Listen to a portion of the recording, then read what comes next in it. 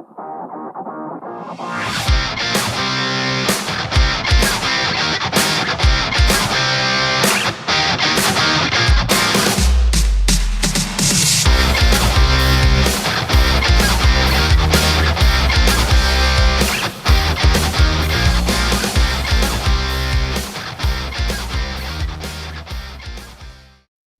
there, and welcome to Cisco Reads Books. Today we got a book review of The Prophet Song by Paul Lynch, or Prophet Song, not we don't use the in titles sometimes, but Prophet Song by Paul Lynch.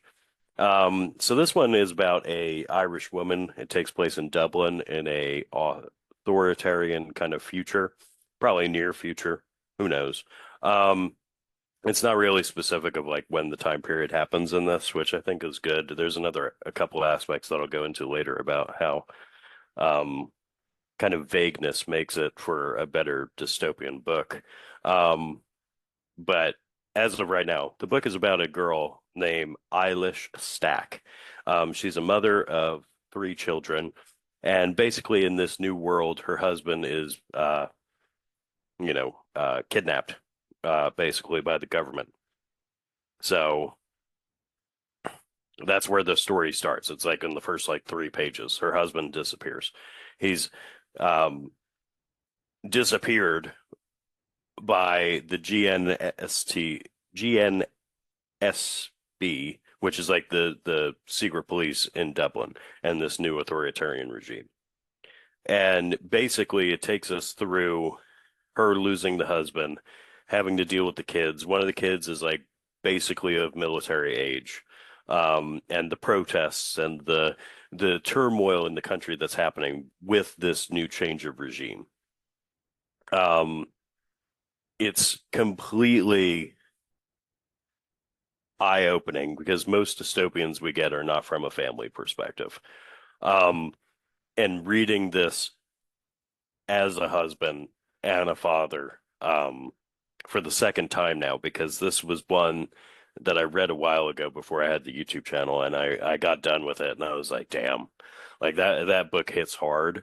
Probably because like I could put myself in that situation. It was like if I disappear, like how is my wife going to cope in a society that's falling to an authoritarian government, and with our son, you know, close-ish to military age. Like I can put myself in that situation. Um, and there was a couple of elements where I was just like, damn, I can really see this, from our perspective of, oh, like if this happened to our family. Um, but yeah, this is an incredible story. It follows basically from the turning of the new government into this more authoritarian regime, and then it goes even further, where the problems that come from that. There's obviously the threat of civil war at some point, which if you read the novel, you'll figure out how that ends or how that happens, or if it does happen. Um, but yeah, Paul Lynch is just one of the it's one of the better contemporary dystopian fiction books I think that have come out in recent times. Um, and I mean, this book came out, I think it was like it won the Booker Prize in 2023. Um, so like this is a really recent book.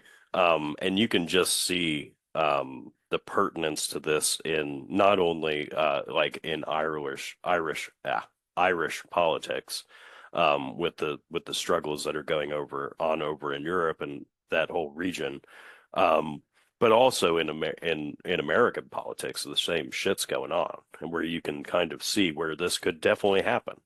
Um, the way that I do like how he pulled this off, which I kind of alluded to in the beginning, was a way where vagary works.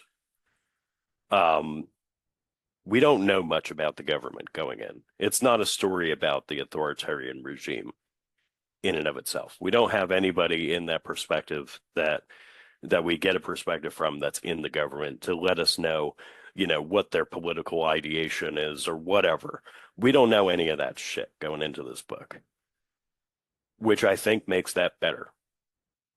in a world of you're either here or there, and neither of us can get along because we all have different beliefs. In that kind of world that we're in right now, a book like this where it's just politically vague, both sides can come to this book and just, fill in the blanks for themselves and still enjoy the shit out of this book because there is no right left politics or center or whatever, you know, liberals, conservatives, communists, whatever. There's none of that shit going on in here. You are left with the family aspects of this happening to a family. It doesn't go into the politics of it. There are some books where I do enjoy the level of politics that are in it, but this is one of those books where it worked with the vagueness of the regime that is dystopic. It wasn't a propaganda piece, which is more and more likely that you would see nowadays. Either one side or the other putting out propaganda pieces of like, oh, this group is evil. You don't get any of that in here. And I think that makes this book so much better than any of the other contemporary shit that's come out that's in the dystopian kind of vein. This is just a pure story about a family who's in a turmoil, like a just a horrific time in their country's history, and how they deal with it. And I think that makes this book so good. As you saw in my top 10 or top 10 because I'm an idiot and messed that up, but top 8 video of dystopian books, like this was on that list for a reason. And I think that all those topics that I just brought up is like why it makes it on that list, why it won the Booker Prize. Like there's a lot of stuff going on in this book, but it doesn't lean too much into the polarity of our society nowadays, and it makes it so much better for it. Um, so yeah, I mean, check out Paul Lynch, check out the book Prophet Song, and let me know what you think because I think this is a fantastic book about a story, um,